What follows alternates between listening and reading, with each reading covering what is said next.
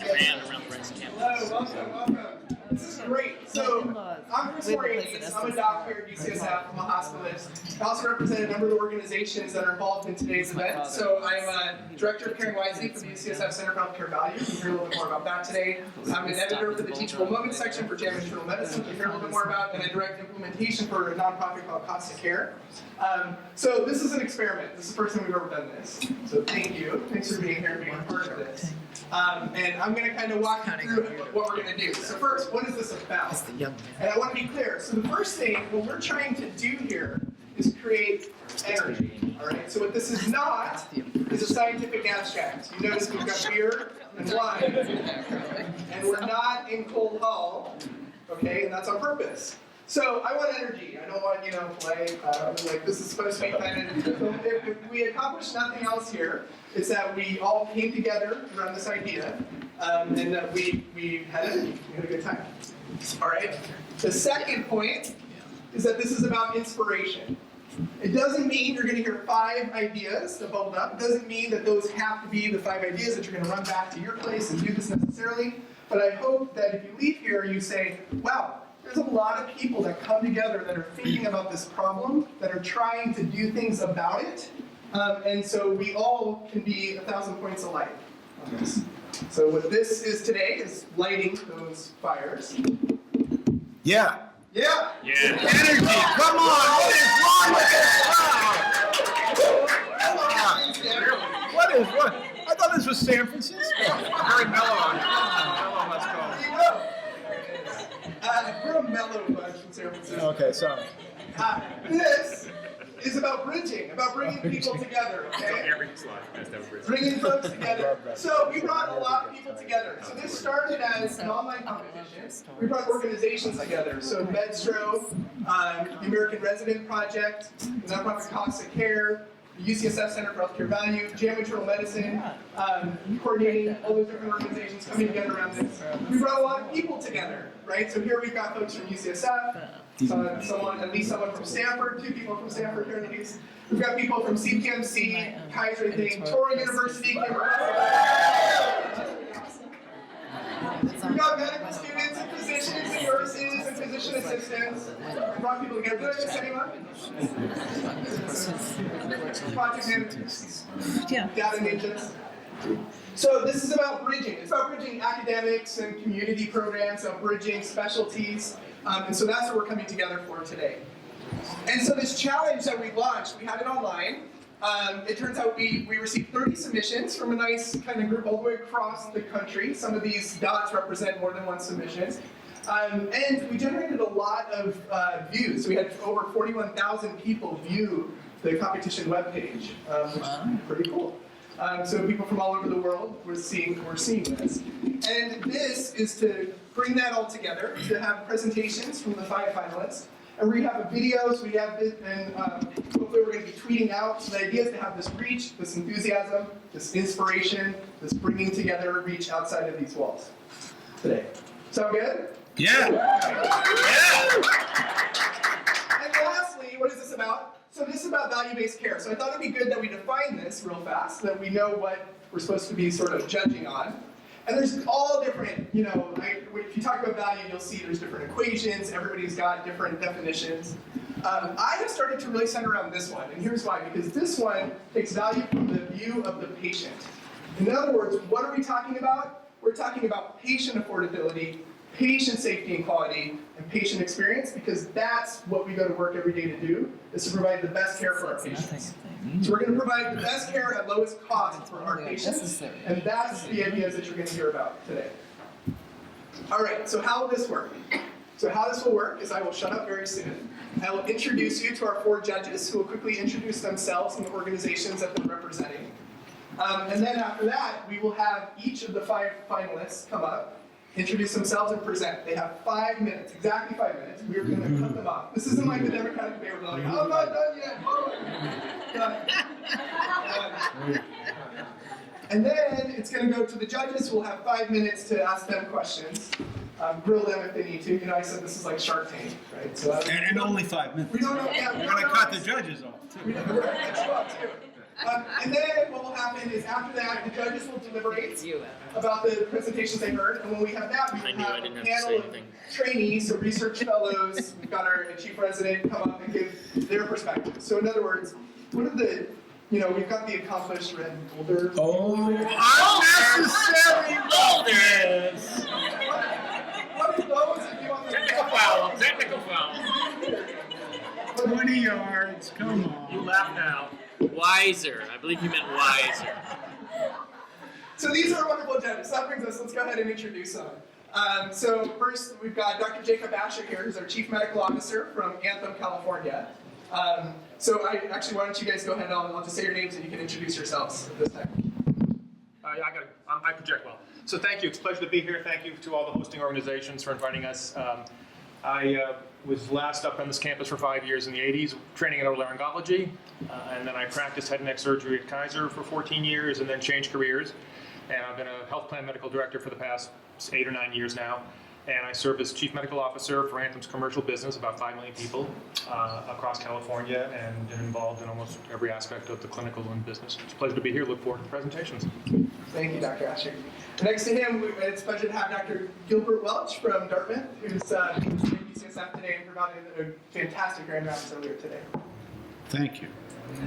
I'm a professor of medicine, community and family medicine at the Dartmouth Institute and the Geisel School of Medicine at Dartmouth, and I'm happy to be in San Francisco. It's my favorite metropolitan area in the United States. And you know what? He means it, because we put him up, so he's staying at the Kabuki Hotel, and he was like, well, but can I take the Judah to the hospital? No, it's pretty far, Dr. Welch. But guess what he did? He walked all the way down Laguna to Market this morning so he could take the Judah. Beauty! Yeah.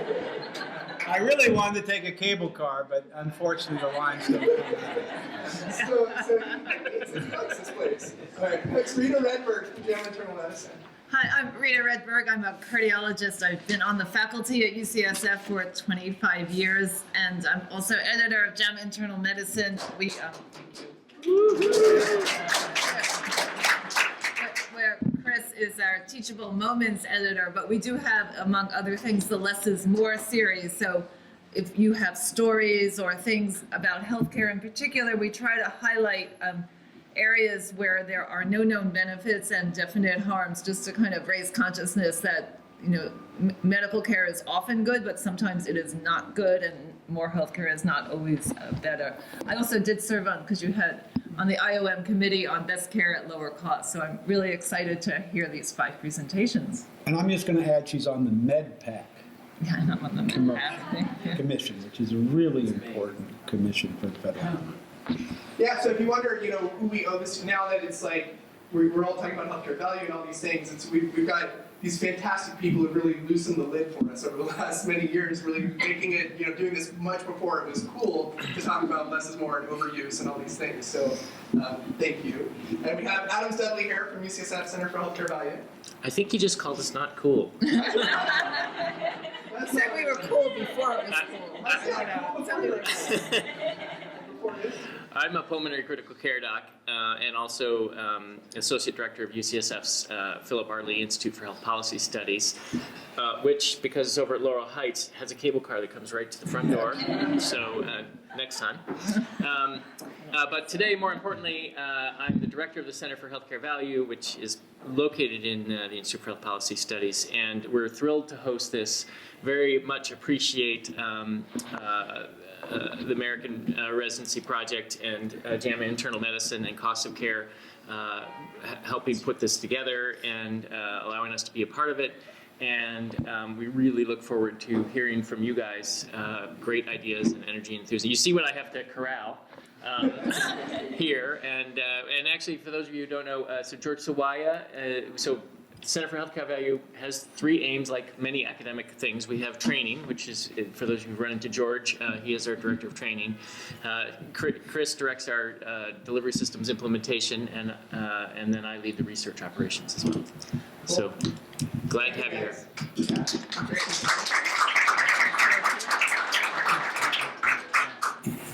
All right, so let's do this, right? Let's start. Let's go ahead and hear from the finalists.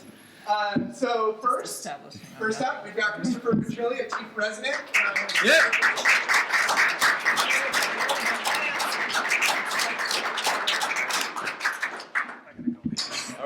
everyone. First, I just want to thank all of our sponsors. Unfortunately, it was a Metro website, so I did not include your logo up here unintentionally. Sorry about that. But thank you to JAMA Internal Medicine, Cost of Care, the American Resident Project, and our host, the UCSF Center for Healthcare Value. So what is my project? My submission was called Stop It, which is essentially a hospital-wide campaign with multidisciplinary providers who basically focus their interventions on the electronic health record to try to implement changes that work within the provider's workflow. And why do we need this? I only have 5 minutes. Everyone has seen this slide. Everyone has quoted this number that there's 300 billion in healthcare waste that is due to unnecessary tests. We quote this number while we're ordering our routine daily labs, but nonetheless, we all know this number. So how is this different from something like Choosing Wisely? So Choosing Wisely has about 40 societies or so, or 70 societies that have about 400 recommendations. And those recommendations are phenomenal. So, and they're a great launching point for to implement something through my Stop It campaign. So Stop It isn't exactly a group of recommendations, but it's an implementation strategy. So rather than it being more content focused, it's more process focused. Similar to Caring Wisely, which is homegrown at UCSF, Caring Wisely does a crowdsourcing approach where they have a competition to try to see if the top 3 or so ideas are worthy of funding to try to reduce the amount of inappropriate care and to improve overall healthcare value. And in the paper by Dr. Moriades from Journal of Hospital Medicine, one of his recommendations is actually to consider ideas about implementing some of these strategies into the electronic healthcare record. So what the project really is kind of a laser-focused approach to only coming up with strategies that involve the electronic health record. So the reason why we need this, so this paper was published last year by, it was data from Anthem actually, that was published in JAMA Internal Medicine. And this is the data of, they chose 7 low-value services from 2010 to 2013. And you could see, so April something 2012 is when Choosing Wisely was published. So you could see here that this is when it was published roughly, and while some of them were statistically significant, the effect size was actually remarkably small. So just having these guidelines is simply not enough. So some of the critical care and pulmonary docs, so Andrew Admin is my co-chief and Colin Cook is one of his mentors in pulmonary critical care medicine. They came up with some ideas why it might not be working. And some of the studies that they cited in this opinion piece show that only 27% of providers feel that they're responsible for controlling healthcare costs. Also, people worry about cookbook medicine, but we're also very concerned about evidence-based medicine, so there has to be a happy medium between those two. So why is this needed? Some strategies show putting up posters, save healthcare by this. This is our hand hygiene poster. Yeah. It's somewhere buried in there. So posters and education are just simply not enough. We really need to get involved into our provider's workflow in order to make any meaningful difference. First person to do this was Dr. Dressler from Christiana Healthcare. So he actually implemented something in the electronic health record to reduce telemetry use. We had to not just order telemetry monitoring, but give an indication. And you can see the steep drop-off that was sustained for almost a year, almost. So let me just walk you through a quick example in the 1 minute and 2 seconds I have left. Inappropriate thrombophilia workup was our first project to kind of run through this process. So it comes up with, you start with anecdotal data. Is this really appropriate? I don't really know. Is this really going to change my management for this person? Probably not. Then you present it to the core team, and the core team consists of someone from finance, because they apparently have easier access to data than any other provider that I know. Nursing, generalist, some specialists, Epic or whatever EHR you have, and a project manager to help coordinate the process. Then you get their utilization data, you identify supporting specialist faculty, and then you find a root cause to identify specific targets that you will, in your electronic health record. We identified 10. We have very hard stops now. We have to choose an indication for some of those tests. And we have ongoing, we haven't gotten to this step yet, but we've implemented that strategy. Long-term strategy, go for low-hanging fruit first, gray areas second, and then look at overall provider variability. This is... Whoa, all right. Nicely done.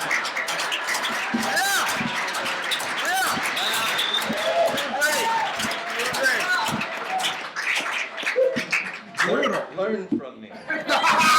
Don't Yes. thank the sponsor. Right, cut the first slide out. Yeah. Oh, they were free? Oh, sponsors continue to give. All right. So what will your metrics be for deciding if this was successful? So basically, there's no indication to order this test on the inpatient side. So if there's any ordering that's not done by a hematologist, then that would be a failure. So it's only thrombophilia workup, or you? So our first pilot project, because it's really crystal clear, black and white, we had all of our benign hematologists agree that that was the case. We even had 2 geneticists who felt that none of the genetic workups for thrombophilia were appropriate. They felt ever, but specifically on the inpatient side, for sure, absolutely, as it doesn't change management. So if you have a factor V mutation, and it's your first clot, you're going to be on anticoagulation for 3 to 6 months or whatever. Will the stopping campaign grow beyond thrombophilia? Yes, so this is just a pilot project to just go through the actual process. So the anecdotal data we didn't think was possible. Then we created the core group, and that core group is going to be similar to what the Caring Wisely team does when they vet the crowdsourcing ideas. And but we won't limit it to 3 because these interventions are actually relatively simple. So as long as we give them the exact process, and in that core team is a EHR programmer essentially, so they can really streamline this process to get those changes into the order set. And some of our other faculty members that are high up on some of the committees that require approval are very on board. So anything that's black and white, where all of the benign hematologists who would be consulted, they've all agreed, so no one's going to really push back against them because that's who they would consult anyway. And so other targets that we've included that are going forward, and this is kind of viral. So as soon as we tell someone about this idea, everyone comes up with 8 other things. So they say, why do you ever let someone order a HIV PCR without ordering the antibody first? Or why do you let people order a respiratory viral panel when they're coming in with the common cold, when maybe a flu swab and a procalcitonin might be enough? In our institution, I know cost accounting systems are a little bit flawed, but we are booking about $423 of cost to the respiratory viral PCR, compared to $120 for a flu swab plus $24 for the procalcitonin. So every time someone comes in with the sniffles, sorry. I have a question.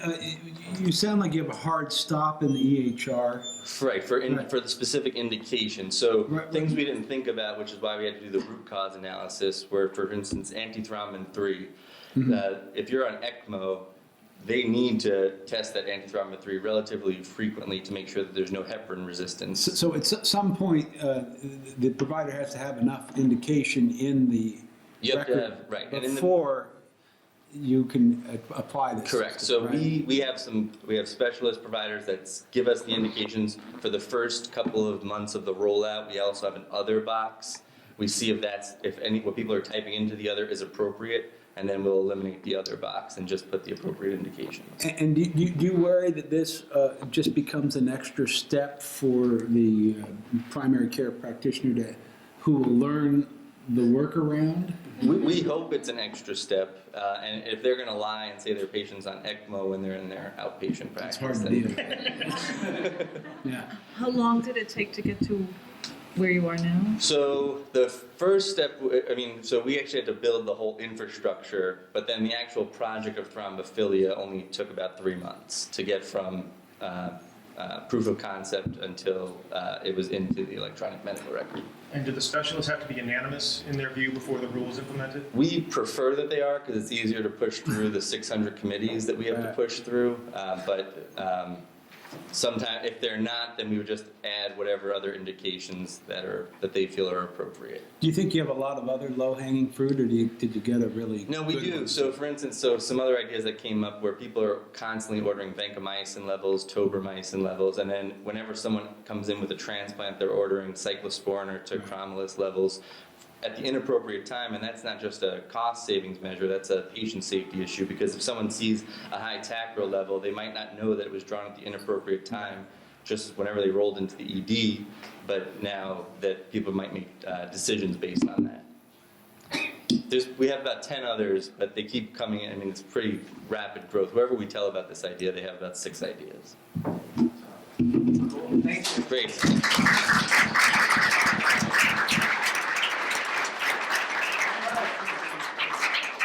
you see how that works, right? So we're all on the same page. All right. So next up, we have Simran Mata, who's going to come talk about auditing patient bills.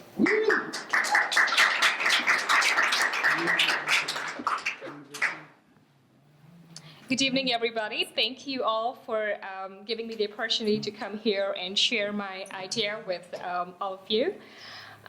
So my project is about residents auditing their own patients' bills to be able to equip them to deliver a high-value, cost-effective care to the patients. We as residents cannot learn how to practice cost-effective medicine if it is not being practiced or we are trained at our institution of learning. So our idea is to have the residents audit their own patients' bills for them to be able to critically analyze their own practices. There are several issues. For example, the residents, most of them do not have an adequate knowledge about the cost of diagnostics and medications, or a lot of times they lack the adequate training to incorporate cost considerations into the current medical practice.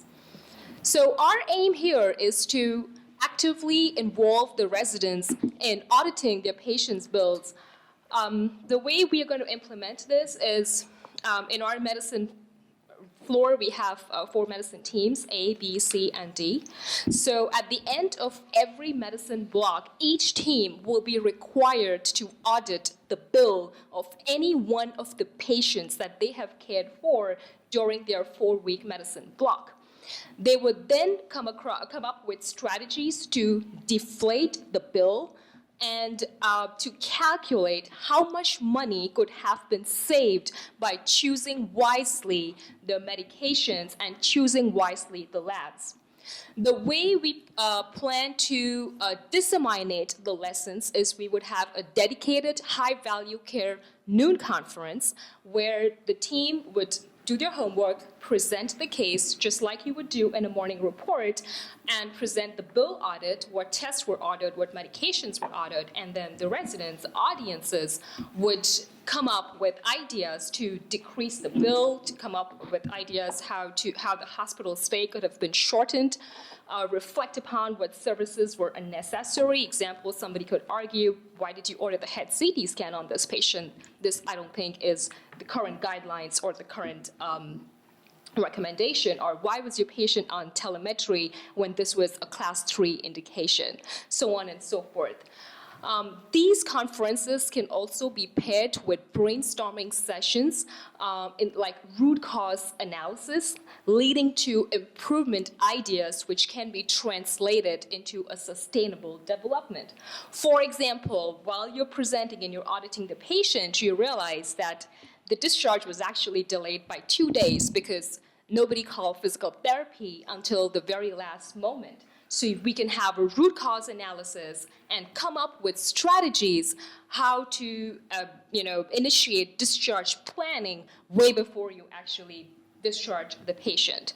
So our aim here is basically to create a culture of cost consciousness, a culture that will be embraced by the current generation of physicians and the next to come. And this culture cannot be brought upon just by a formal curriculum or a PowerPoint presentation. So I believe that if the residents are critically analyzing the very own bill they generated for their own patient, are critically analyzing their own practices, this could probably create the culture that we are looking for. And it would actually also help the residents discuss cost during rounds, which is something that most of us are afraid to bring that issue up. So, thank you.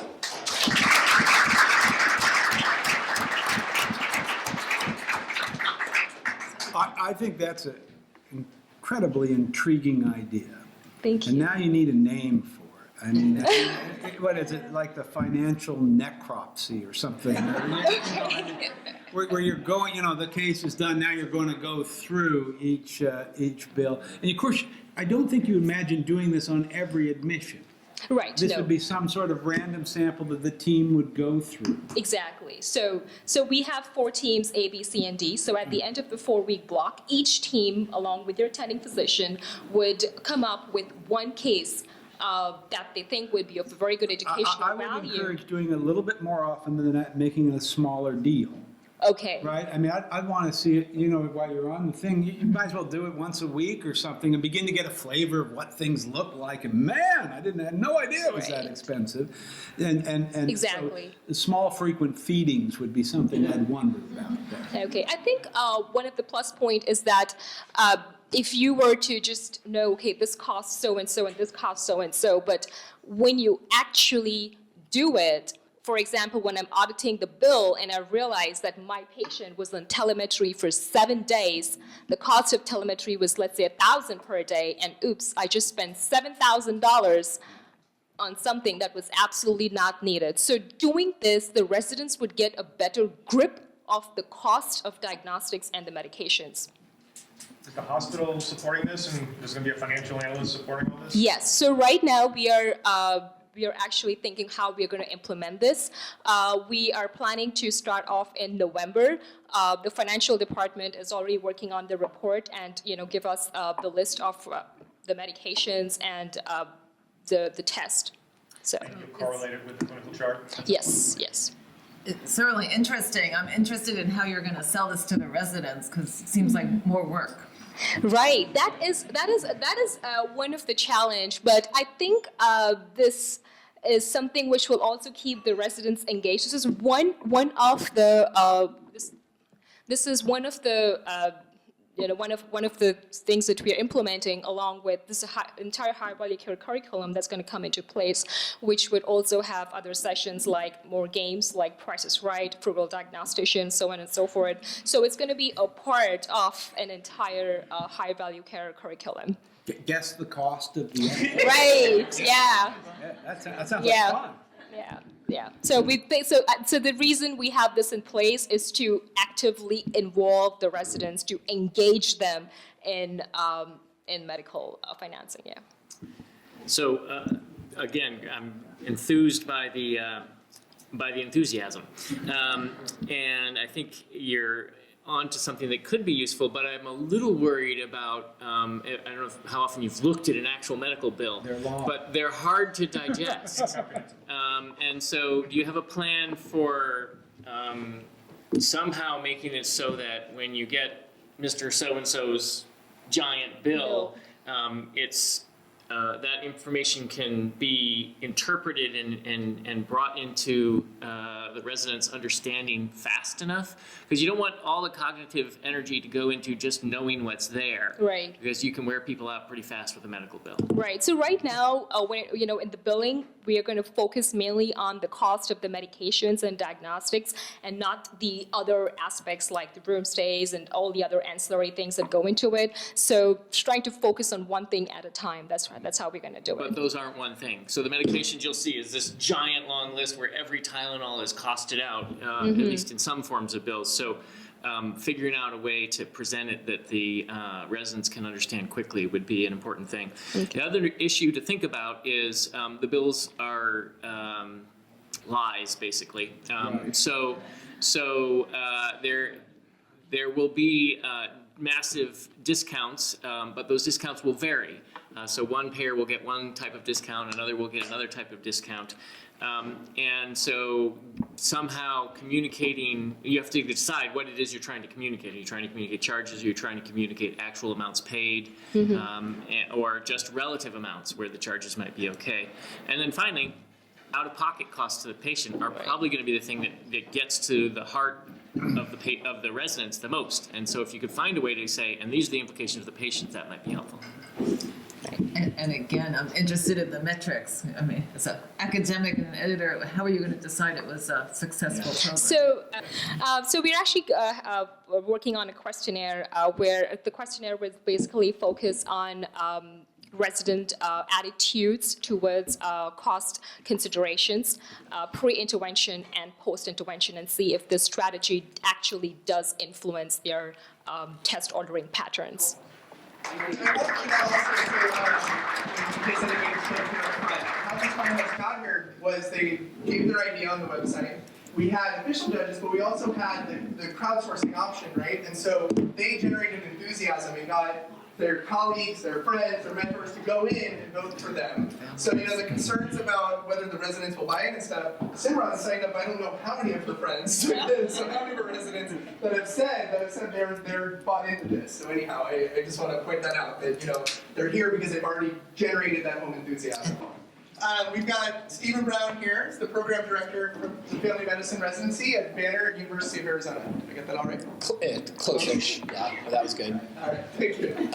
I'm hugely honored to be here. I did my residency in family medicine here at UCSF a while ago, and actually one of the OB faculty, Dr. Sawaya, I delivered babies with him at San Francisco General years ago. So I'm actually here representing Annie Kennard, thank you, who is an OB resident. And she and her newborn Lily are unable to be here, so I'm presenting her project today.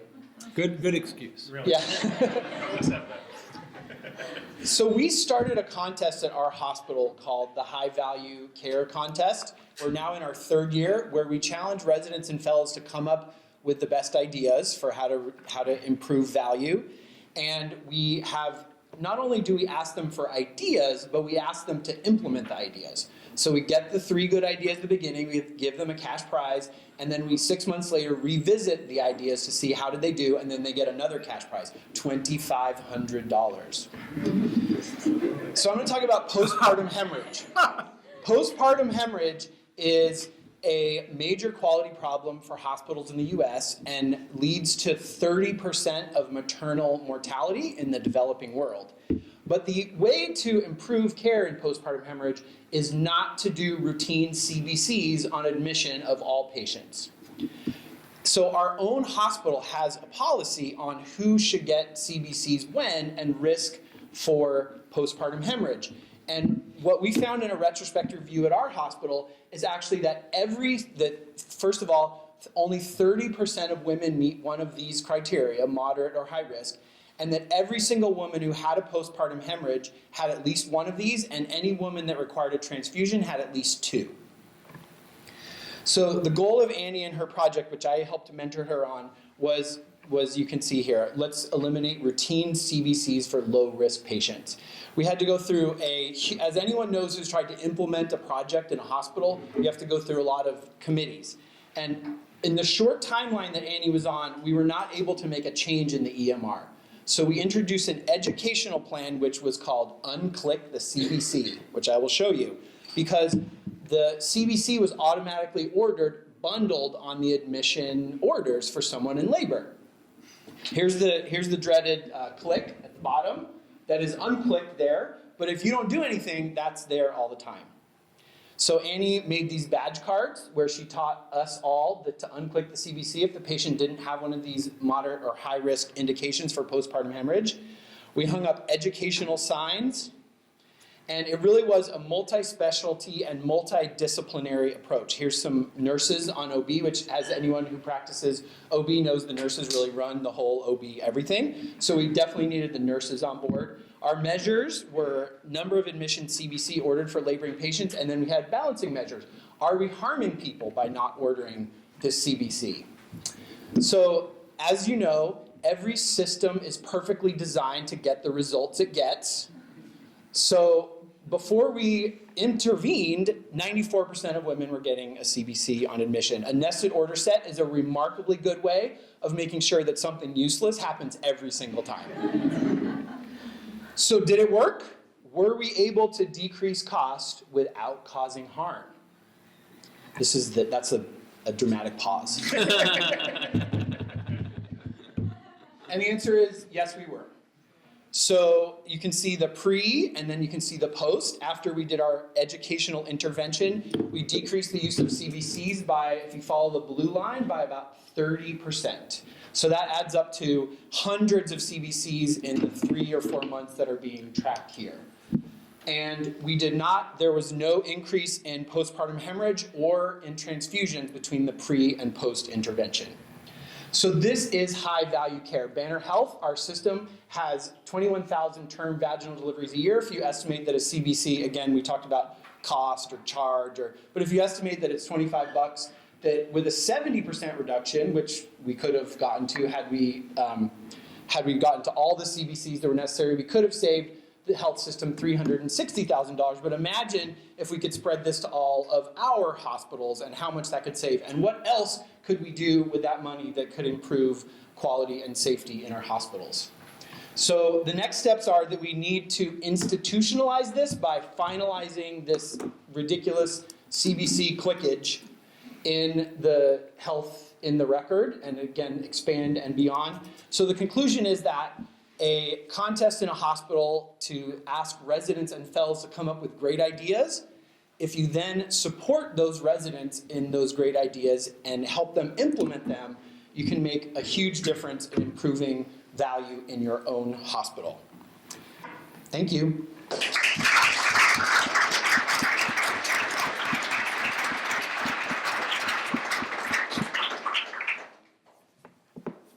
I'm interested in how the CBC got in the order set in the first place. It's almost universal. Yeah. So would you have thought that Kaiser would have a universal CBC? I'm guessing they do. They do, yeah. So I don't know. So you could go Why does national anything with happen this. in medicine, right? It's like tradition.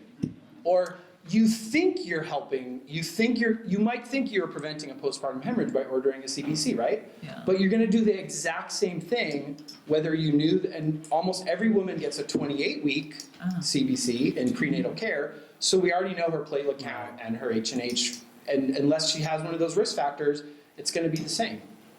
Are you avoiding the blood draw entirely, or there's still other routines? They still have to get an RPR. And the type and screen is, The type and screen is only for the highest risk women. okay.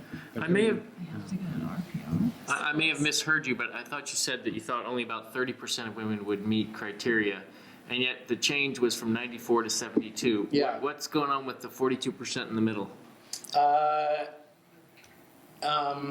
It's why do we not achieve any goals that we have in healthcare? It's very hard to change behavior for nurses and doctors. Well, that leads me to, would you ever consider unclicking automatically, like start the thing with it unclicked? So instead of that's the starting goal, with and that's what we tried to do in the beginning. That was her original proposal, like this. But basically, when we met some resistance and people wanted to see a pilot before they would be willing to have the CBC automatically unclick, that would be the dream. What was the most effective guideline tool? Because we already saw the clutter on the wall between the hand washing sign and then the guideline. Right. But that tag or whatever. Yeah. Was that the key? So Dr. Kennard, who was the chief resident who did this project, is kind of a force of nature. That's one of the problems of implementing things is a lot of times it has to do with one effective leader and what happens when that effective leader is not there. So I actually think Annie's just sort of, I actually overheard a nurse in triage say to another nurse, "Oh, we don't order the CBC anymore." So was that a sign? Was that a badge card? Was that Dr. Kennard? I don't really know. She also talked to both our residents, family medicine, NOB at a noon conference to explain what was going on. So maybe that's why it's only 30%, is because There's no exact point of care, something physically obstructing you from ordering a CBC if not necessary. I think that champions thing is really crucial. And so I want to see what happens to the data when Annie's on maternity leave. Yeah. And I just leaned over to the editor of JAMA Internal Medicine and said, research letter? So,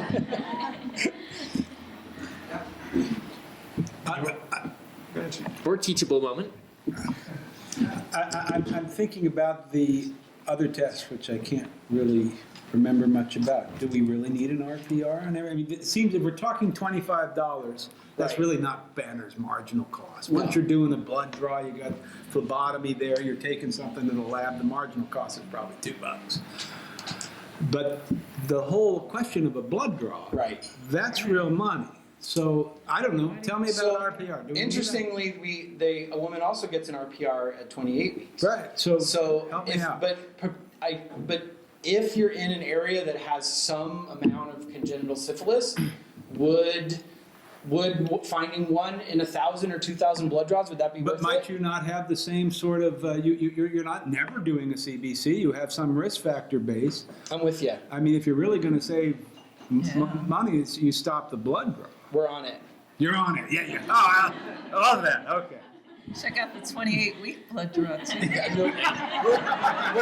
We're actually, our clinic, our family medicines clinic is going to implement a high-value prenatal care package for uninsured women, because in Arizona they get, Medicaid will cover the delivery but not the prenatal care. I don't know if that's like that in California. But we are going to offer a cash pay package for patients that don't have insurance, and we're having a new conference next week about what would we include in that high value package to achieve the triple aim of, quality health care for pregnant women. And what's next on the list for your team, for the high value contest? It's funny you should ask, because Dr. Hunt is going to present one of her ideas from our high value contest. But we just selected our 3 finalists for the 3rd year, and just this past week. And so we now have had 6 winners that have implemented their projects, and we just selected 3 more that in May we're going to hear how their projects worked out. Fantastic. Great. All right.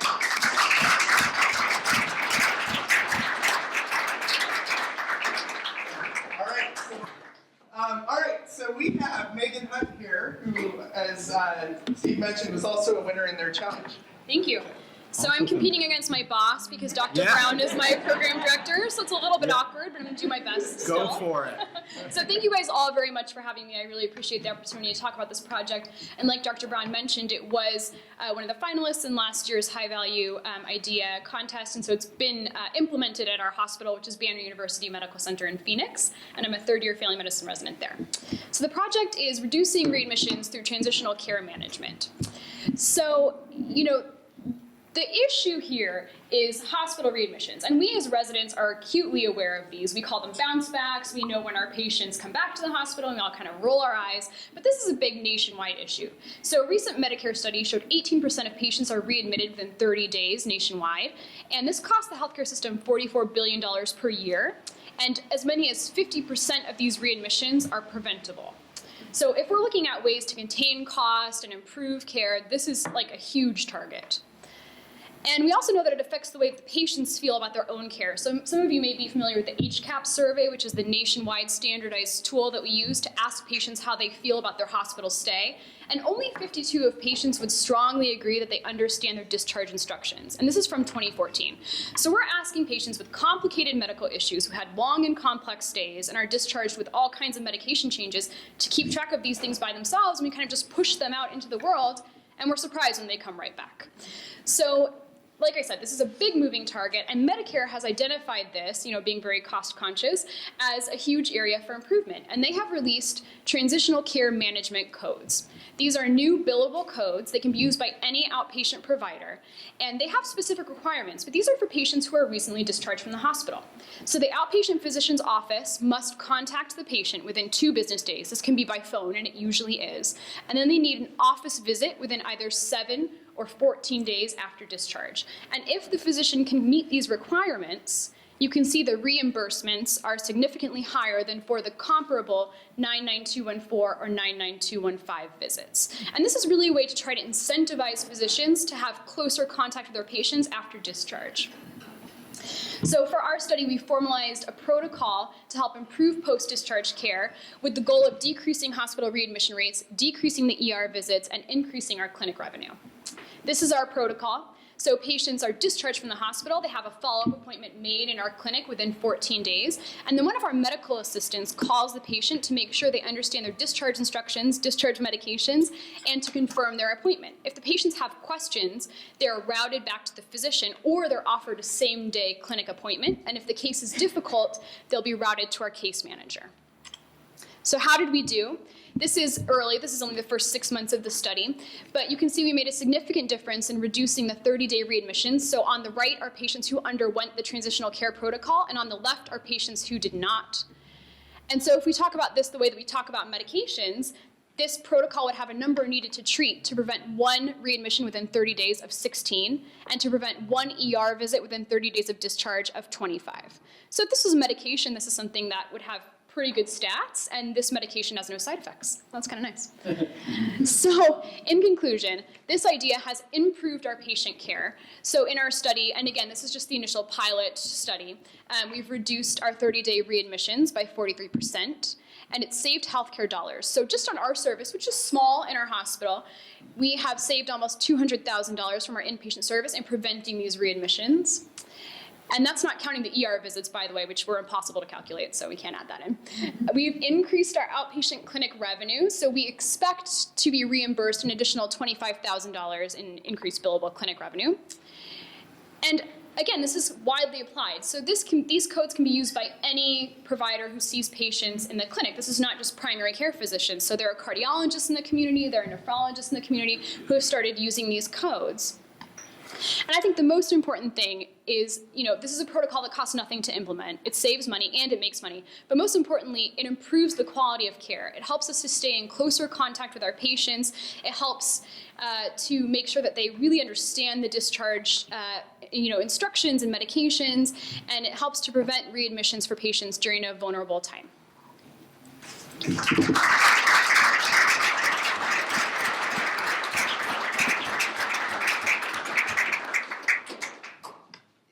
So is the innovation the use of the code, because you must have had post-hospitalization visits scheduled, so Right, we did. And so we found on average that in the past, those visits occurred 70% of the time outside of the 14-day window. So before the protocol was implemented, these patients, they were sort of eventually being seen, but really not in that really vulnerable period. Now, some of them were getting in still in the 30 days, which is, the Medicare sort of quality improvement initiative is to, stop those 30-day readmissions. But if you think about a patient being out in the community for weeks, 3 weeks, 4 weeks before they see their physician, that's what we were trying to shorten that time period. I'm interested, you had said there was no cost, but did you have a lead medical assistant before that? And Yes. how many people were taking those same-day clinic appointments? Did you have to hire more staff? We didn't. So we're lucky, I guess, in our clinic to have an MA who runs the lab, and she does have some downtime, between, She used to. Right, she used it. We used her. We did. We did. And we're lucky also to have a case manager at our clinic. So, in theory, in a smaller office, it might be a little bit more difficult to make those phone calls, but we have some private practice physicians in the community who graduated from our program who are using these codes now, and they are able to still reach out to their patients with the current staff. And how many patients are having to take those same-day clinic appointments? I'm wondering if you have a feeling for how. Right, so we had 15% of patients who answered, who completed the protocol, which is a smaller subset, who answered they did not understand their discharge instructions, and we're not clear yet how many of those patients had the same day appointments and how many were just routed to their provider. Would you say it's fair to characterize this intervention as enhancing timely communication between the patient and the system after discharge? Yes, you put that better than me, yes. And not to pull the standard, epidemiologist kind of question, but of course, this is a place I'd really like to see a randomized trial. And by the way, you could do one. That's something Banner could do, and it'd look good to have Banner produce a nice randomized trial on this. The only reason I throw that out is because this was studied in the early 1990s. It was studied by the VA, enhanced primary care access for patients that were expected to have high discharge or readmission rates. And of course, the intensive communication group actually had higher readmission rates. And so, you know, we can't always expect what we expect. And then this before, after, for something like this is a good thing you can actually study. Yeah, Dr. Brown, are you listening? I know. I'm going to have David go, you know. Staring at me. Yes. Sorry about that. Okay, I thank might you. have missed- Are you doing this for all patients or just for high-risk readmission? All patients. So all patients who are on our service who are discharged are included in the protocol, yes. So I guess that's the difference between the VA study. Those were only That's right. high-risk patients. They were high risk, but if it doesn't work in high risk, one wonders why it would work in low risk. But I mean, and maybe it will work, and good, show it. Show the feds that it's worth paying another $100 for another $100 for the visit. Yeah. Yeah. I would actually suggest that there's not just one study here, but a whole career. Right. So, So get to work. so it's extremely unlikely that we've just happened along a thing that you should apply to all patients as they leave the hospital. And so the first study would be the RCT and you'd have to decide, do I want to focus on the high-risk patients or do I want to do the general population?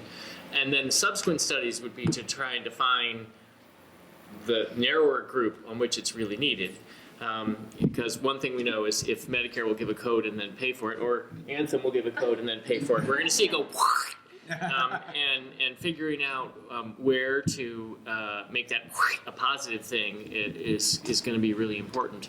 And you could take this in a whole bunch of different ways. So probably the first thing you do when you get to that step of figuring out who's high risk is you sit down with an expert panel of people, trusted clinicians who would tell you these are the things that I'm looking at, and trusted caseworkers who would tell you, and they'll probably identify some real important things and they'll probably miss some.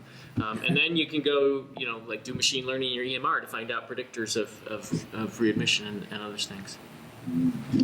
So have that done by. Yeah. By next time. All right, so those were our 5 presenters, our 5 pitches. Great job, guys.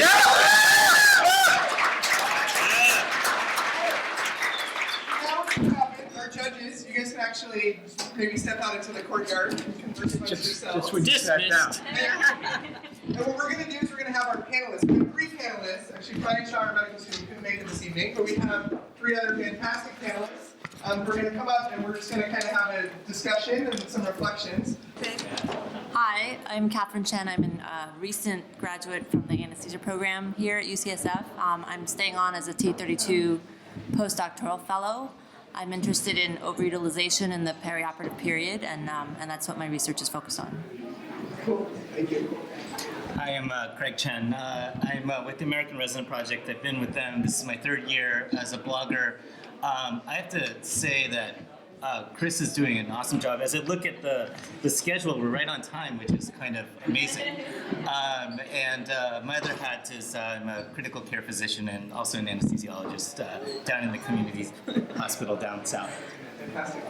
Hi, my name is Josue Zapata. I'm one of the chief residents in the Department of Internal Medicine here. I particularly focus on patient safety and quality improvement. I'm really interested in value in healthcare and in optimizing healthcare delivery. I think it's notable that I should say that it didn't require that the submitter was a resident or a medical student, but the 5 winners were all residents and medical students, with Steve representing his residents. So pretty interesting that we're seeing the enthusiasm of people who are going on and kind of come up with these ideas being trainees. So I thought it'd be good to get some perspective.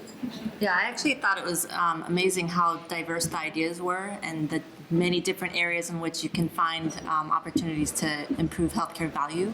I actually like the fact that even though there wasn't a way necessarily, or people hadn't always implemented like the measurement aspect of it, but that being said, I thought the enthusiasm behind bringing all of these 5 finalists to UCSF was very apparent in their presentations. Yeah, thank you.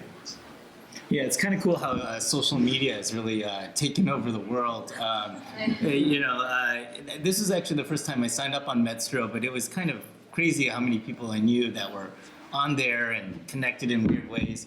And I think that it's the events like this really kind of encourage and stimulate people who are of a generation other than the people out in the courtyard to get involved, and I think that's exciting. Yeah, absolutely. I think. No, go ahead. All right. So I think one of the things that kind of surprised me is folks who do a lot of QI, like a lot of the projects were kind of focusing on one particular intervention that they thought targeted something that we sort of waste money on in healthcare. And I was sort of surprised in the sense that a lot of folks who talk a lot about QI, we talk about the 4 pillars of like behavior change or quality improvement, and education is sort of the like weakest one, and a lot of the projects really focus on that. I don't know that I saw a lot of like fundamental, maybe they did some culture change, but fundamental audit and feedback, so giving people data about how they're doing and actually trying to modify behavior that way. Or a lot of folks talked about the next step would be actually integrating something into the system, but something that we've seen locally is when it's not integrated into the system, education can only go so far. So I was kind of surprised by that too. No, I agree. I think what we saw were a lot of great, we're talking about inspiration, the seeds for ideas. And as you know, UCSF, we've been working on this for a while, and I think we've developed to try to, move towards creating systems and EHRs, and we're seeing pieces of that, but I think all the ideas we heard can grow to develop all those things. So why don't we get like a question or reflection from the group? So I was thinking I'd try to spur this on. You guys look like a group that like value-based care. So I've got my textbook that I'll get. If you want to ask a question or a comment or something, you get this for free. They'll even autograph it for you. I'll autograph it. That would really make it worth it. Now you've got to ask something, you're just going to embarrass my ego. I was interested in how different groups value physician cognitive load, if that's what they were going to ask of physicians, versus putting it on the EMR or other kind of systems. Yeah, it's interesting. Do you guys have thoughts about that? Right. I think changing the EMR is the easiest way to minimize like the thinking part for the physician, because especially as residents, you already have a lot on your plate and you're trying to manage your time and be pretty efficient. And if you're trying to remember, is this patient high risk for postpartum hemorrhage or not? Like, I need to look it up, look at the card, versus having that CBC box already unchecked. Like it's, it'll just be a reminder when you see it unchecked that you're not supposed to order it anyway, and then it'll kind of trigger the consciousness versus the other way around where you're trying to force yourself to remember whether you're not supposed to order it. Yeah, I think just echoing on that, like one of the things that we've seen repeatedly fail is when you take physicians who are already kind of working at maximum, really over maximum bandwidth, and add like one more thing to remember to do, that's far, far less successful than having something be sort of the native state, or the building in something that actually makes their job easier is very, very helpful in adoption. So. Yeah. So I have a question. On the last presentation, when they were talking about the VA study and that it had failed, what value do you guys place on innovations that seem logical? They seem like they should work. It seems like if you talk to a patient 2 days and then see them within 14, that should help. But like 20 years ago, like someone showed that it failed, right? Like,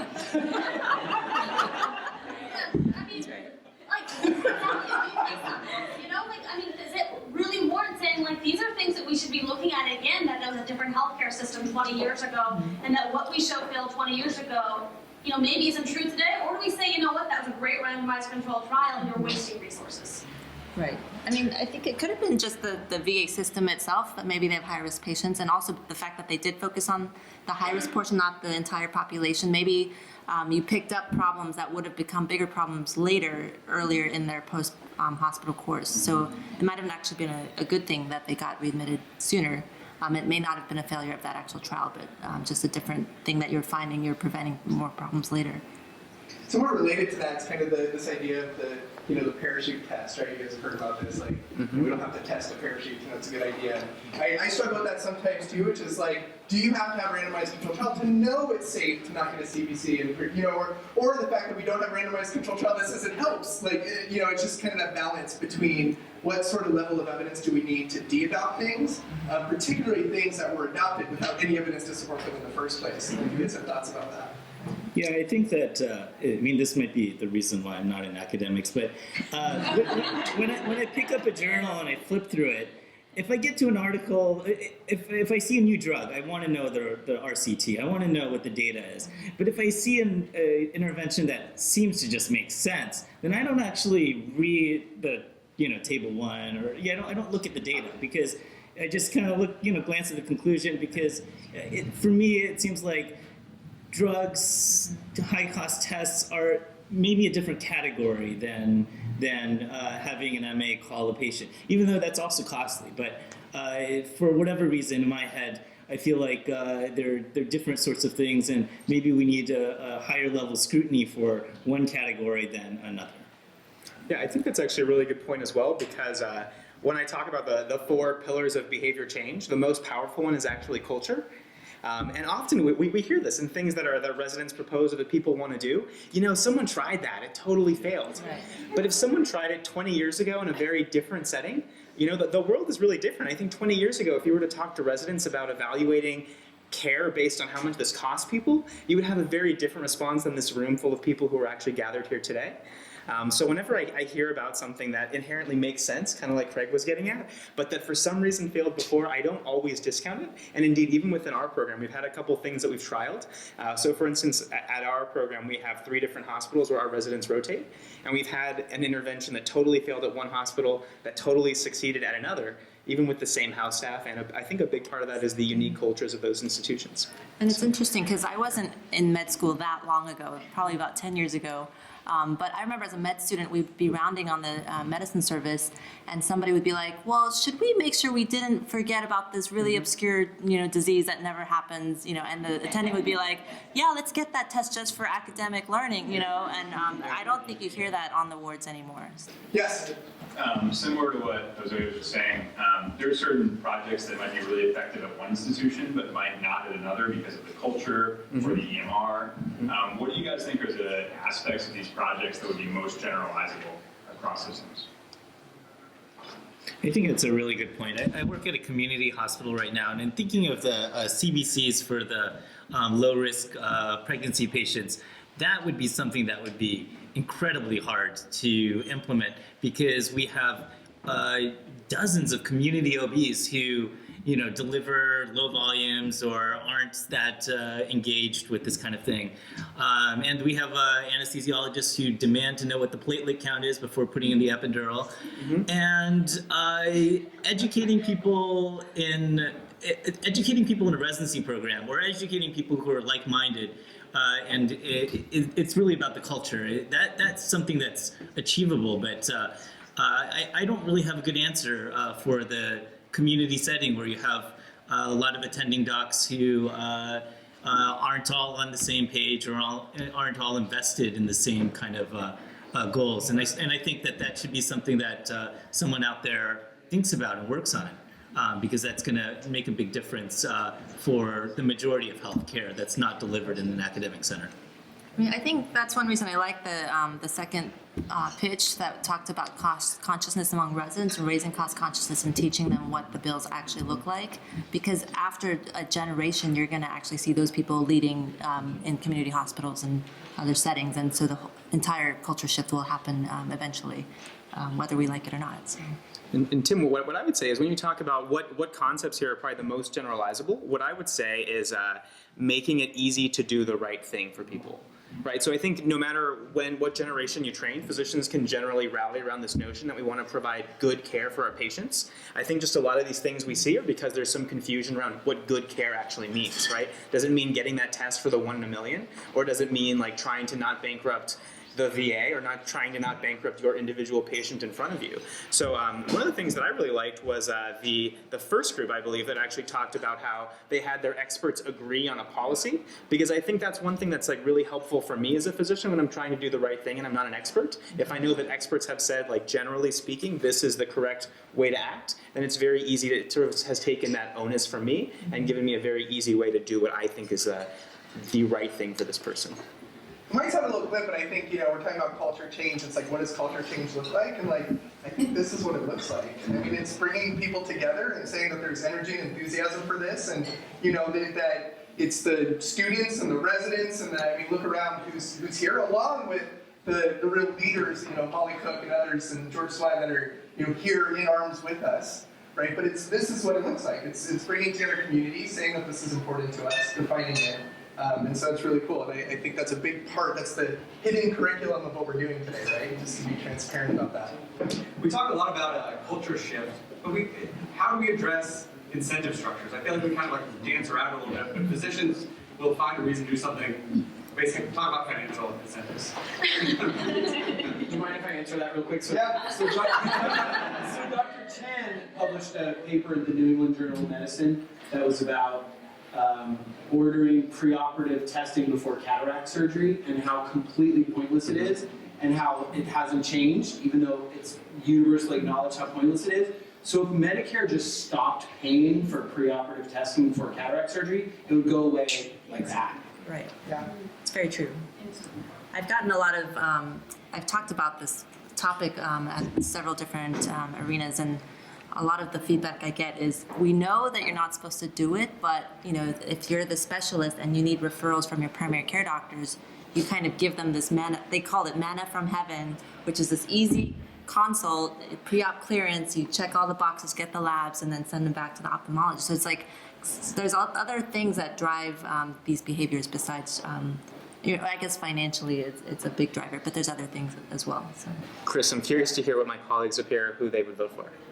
Can we do that, or is that not a thing? Oh, sure. It's the first time we're making up the rules. Yeah, go for it. Well, so I think I already gave away my hand, but I like the second pitch, again, just because of the difficulty of changing culture. But if you have that successful at that one institution, you can actually branch out to other training programs and teach, not just in family medicine programs, but other subspecialties. Like I'm an anesthesiologist, we have no idea. I mean, I kind of know because I do the research, but most of my colleagues have no idea how much it costs when you decide to put that A-line in just in case. So I think that's a really good proposal. Thank you, guys. This is great. Appreciate it.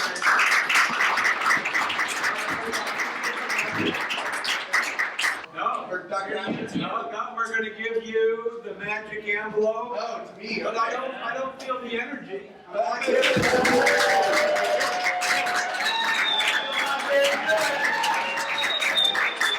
For the Californians here. I'll just say, great ideas, lots of, so all of them should be done and pushed forward. We liked that there was a spectrum, so there were, we like spectrum. Yes, we like spectrum. Well, there were some, here's something that's going to change the process of care right now, and then there were some, here we're going to change the culture of care, and there was we're going to change the price of care. So a bunch of different ways of hitting at. I was worried for a minute, but I got it. Okay, Chris. Yeah, thank you. And I love it because it's actually, we heard from our three panelists, and they sort of talked about their favorite, and they each had a different one. And then this is yet even different from that. Oh, can you say uncertainty? That's really cool. That's really cool. So lots of great ideas. So the winner by judge's decision is Megan.